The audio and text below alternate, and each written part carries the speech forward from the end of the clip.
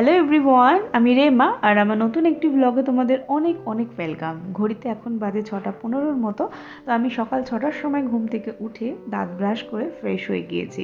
তো এখন আমি লাঞ্চ বানাবো, তার জন্য আমি রান্নাঘরে চলে এসেছি। তো এখানে আমার যেদিন ননভেজ বানানোর থাকে সেদিনকে আমি ননভেজ আইটেমটা ফ্রিজার থেকে রাত্রিবেলায় শুতে যাওয়ার আগে বার করে এইভাবে সিঙ্কে রেখে দিয়ে যাই। তার ফলে যা যা ডিফ্রস্ট সারা রাতে ডিফ্রস্ট হয়ে যায় এবং সকাল সকাল রান্না করতে কোনো অসুবিধা হয় না। তো আজকে আমি ননভেজ আইটেমই করব। যেদিনকার ভেজ আইটেম থাকে সেদিনকার কোনো সবজি চেষ্টা করি আগের দিন রাতে কেটে রাখার, বা সেটা কিছুটা সতে করে রাখার, বা ডাল হলে সেটা সিদ্ধ করে রাখার। তার ফলে যদি ঘুম থেকে একটু দেরিও হয়ে যায়, আমার রান্নার খুব একটা সময় লাগে না। কিন্তু প্রতিদিন তো সবার সমান যায় না। আগের দিন রাতে আমি সেরকম কিছুই করিনি, ইভেন মানে কোনো কিছু কাটাকাটি বা কোনো ডাল সিদ্ধ করা কোনো কিছুই করিনি। তো তার জন্য আজকে একটু সকাল সকালই উঠতে হয়েছে, কারণ ননভেজ আইটেম করতে গেলে একটু সময় লাগে। তো রোহান গত রবিবার, মানে লাস্ট যে রবিবার, সেই রবিবার অনেকটাই মানে মরলা মাছ নিয়ে এসছে। তো এখানে ছোটো মাছ জানেন তো কেটে দেয় না। কলকাতায় হয়তো সময় সাপেক্ষ হয়, কেটে দেয়, কিন্তু এখানে ছোটো মাছ তো কেটে দেয় না, ওটা বাড়িতেই কাটতে হয়। তো 250 মাছ কাটতে হয়েছে, বেশ আমার অনেকটাই সময় লেগে গিয়েছে, প্রায় 1.5 ঘন্টার মতো। তো মাছগুলো কেটে ফ্রেশ করে নুন হলুদ মাখিয়ে আমি ফ্রিজারে রেখে দিই। তো আজকে সেরকম কোনো ভেজিটেবল মেশানোর মতো পাচ্ছি না, তাই ভাবলাম যে আজকে সব মরলা মাছেরই আইটেম করি। তো প্রথমে আমি করলাম একটুখানি ডাল সিদ্ধ দিলাম, কারণ আমার মেয়ের একটু ডাল মরলা মাছ ভাজা লাগবে। আর আমার মেয়ে মরলা মাছ ভাজা খেতে খুব ভালোবাসে। আর আমাদের জন্য মরলা মাছের টক আর মরলা মাছের ঝাল এই করছি আজকে। সেরকম কোনো ভেজিটেবলস সেরকম একটা নেই, তাই ভেজিটেবলস আজকে করছি না। রাত্রিবেলা হয়তো কোনো ভেজিটেবলস দিয়ে কিছু একটা করব। তো এখানে মরলা মাছের ঝাল আর টকটা করছি। টকটা খেতে না আমার তো খুব ভালো লাগে, মরলা মাছের ঝালের থেকে বেশি টকটা খেতে, একটু তেঁতুল দিয়ে একটু টমেটো দিয়ে। তো এখানে আমি কি করি, রান্নার শুরুতেই আমি একটা ইলেকট্রিক কেটিলে জল অনেকটা গরম করে নিই, তার ফলে সেই গরম জলটা রান্নাতে ইউজ হয়, রান্নাটাও তাড়াতাড়ি হয়ে যায়। আর মায়েরা বা বড়রা বলে শুনেছি নাকি যে রান্নাতে গরম জল ব্যবহার করলে নাকি রান্নার টেস্টটাও ভালো থাকে। তার জন্য এইভাবে আমার সুবিধা হয়। আর বাকি গরম জল সকালবেলা, এখন শীতকাল, গরম জলে মানে মুখ ধোয়া বা গরম জল খাওয়া এটা তো সবারই থাকে। তো সেই জন্য আমি কি করি, একটা থার্মোফ্লাস্কের জার রয়েছে, এটাও মিল্টনের, যেটা আমার মেয়ের ছোটোবেলায় দুধ যখন খাওয়াতাম তখন ইউজ হতো এই জারটা খুব। তো এর মধ্যে আমি জল ভরে রেখে দিই, তার ফলে রান্নাতেও লাগে, আবার ঘুম থেকে উঠে মেয়ে আমার বা রোহানের সবারই গরম জল ব্যবহার হয়ে থাকে। তো এখানে তো আমার ডাল মোটামুটি রেডি হয়ে গিয়েলো। এটা মসুরির ডাল করলাম অনেক দিন পরে। আর এটা যে দেখলে, এটা হচ্ছে আমি সুজিটাকে একটু ভেজে রেখে দিলাম, কারণ আজকে ব্রেকফাস্টে একটু ঝাল সুজি বানাবো। তো রোহান ব্রেকফাস্টটা খেয়ে যায় আর লাঞ্চটা হচ্ছে নিয়ে যায়, তার ফলে দুপুরবেলা ওকে অফিস থেকে আসতে হয় না, আর ও ক্যান্টিনের খাওয়াটা একটু অ্যাভয়েড করে। তো এখন আমি মরলা মাছের টক করছি। আমি তো এইভাবেই টক করি, একটু সর্ষে ফোড়ন দিয়ে, একটু টমেটো দিয়ে, আর একটুখানি তেঁতুল।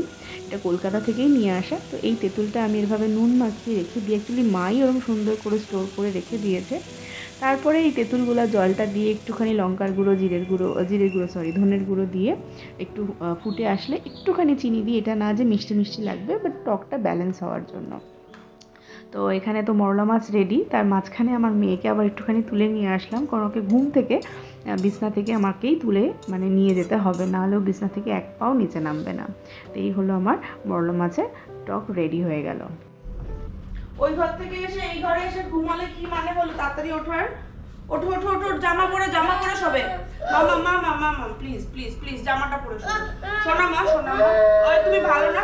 কালকে গাড়ি কোথায় চলে গেছিল এক্সিট গেটে, আজকেও আঙ্কেল বলেছে তাড়াতাড়ি আসবে, প্লিজ প্লিজ ওঠো ওঠো।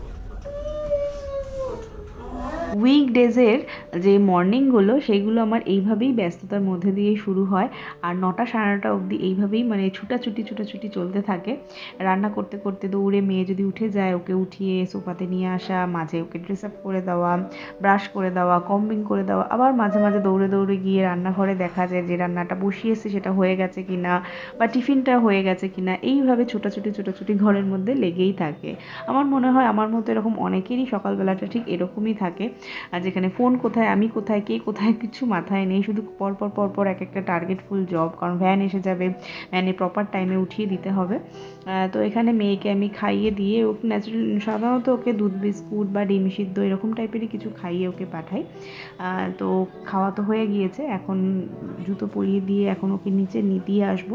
আর ওদিকে আমার ব্রেকফাস্টও আধা মোটামুটি রেডি হয়ে গিয়েছে, কারণ এখন উইন্টারে স্কুলের টাইমিংটা একটু পিছিয়ে দিয়েছে, তার ফলে 8টা, সাড়ে 8টা কি 8:25 নাগাদ গাড়ি আসে, আর রোহান বেরোয় 9টার সময়। তো ওকে গাড়িতে তুলে স্কুলের ভ্যানে তুলে দিয়ে তারপর এসে যদি আমি টিফিন বানাই তাহলে অনেকটা লেট হয়ে যাবে।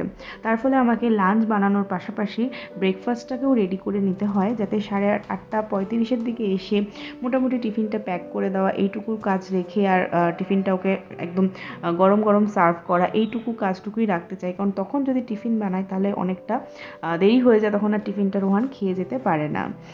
তো আমি চেষ্টা করি ম্যাক্সিমাম দিন যে আমি রোহান যাওয়ার আগে বিছনাটা খুব সুন্দর করে পরিপাটি করে নেওয়ার, কারণ আমার মনে হয় ওরকম অগুছালো বিছনা, অগুছালো ঘর দিয়ে একটা মানুষ যখন কাজে বেরোয় তখন মনে হয় না সেই পজিটিভ ভাইবসটা নিয়ে সে বাড়ি থেকে বেরোয়, কারণ মেন পজিটিভ ভাইবসটা বাড়ি থেকেই তো হয়। তা পরিষ্কার পরিচ্ছন্ন বাড়ি দেখে বেরোলে কাজের দিনটা আমার মনে হয় যে কোনো দিন খুব সুন্দর হয়।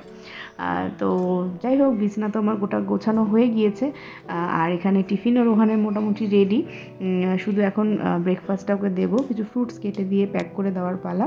ম্যাক্সিমাম দিন চেষ্টা করি রোহান আমি একসাথেই খেয়ে নেওয়ার, কিন্তু অনেক সময় হয়ে ওঠে না, জানেন তো, কারণ ওর টিফিন গুছিয়ে দেওয়া, এটা কেটে দেওয়া, ফল কেটে দেওয়া, এটা ওটা করা, এগুলো করতে করতে রোহানের কখন খাওয়া হয়ে যায়, আমি হয়তো তখন পরে খেতে বসবো। রোহান বলে যে আমার একসঙ্গে খেয়ে নিলেই ভালো হয়, কিন্তু সবসময় কি হয় বলুন তো, হয় না। আর এত ছোটাছুটি করে এরকম হুটাপাটা করে খেতেও ভালো লাগে না। কখনো কখনো একটু মি টাইম, নিজে একা বসে খাওয়া, এটাও একটু ইচ্ছা করে হাতে মোবাইল করতে করতে, তাই না? তো এখানে আমি একটু আমলকি কেটেছি, এবং কয়েকদিন ধরে রোদ আসছে, তো আমলকিগুলো একটুখানি ব্যালকনিতে দিয়ে দিই, বেশ অনেকটাই শুকিয়ে এসছে, ভালো শুকিয়ে আসলে তারপর একটা জারের মধ্যে তুলে রাখবো। এমনিতে আমলকি রোজই এখন শীতকালে খাওয়া ভালো, কারণ অনেক ভিটামিন সি থাকে, আর চুলও অনেক ভালো হয়। জানি না কি ভালো হয়, চুল তো প্রচুর পড়ছে। যাই হোক, তো এইরকমই ব্যস্ততা ভরা একটা মর্নিং তোমাদের সাথে শেয়ার করলাম। আমার কিছুটা খাওয়া বাকি আছে, ও চলে যাওয়ার পর বাকিটা খাবো। তো যদি ব্লগটা ভালো লাগে লাইক করো, কমেন্ট করে জানিও। দেখা হবে নতুন একটি ব্লগে। Thank you for watching. Tata.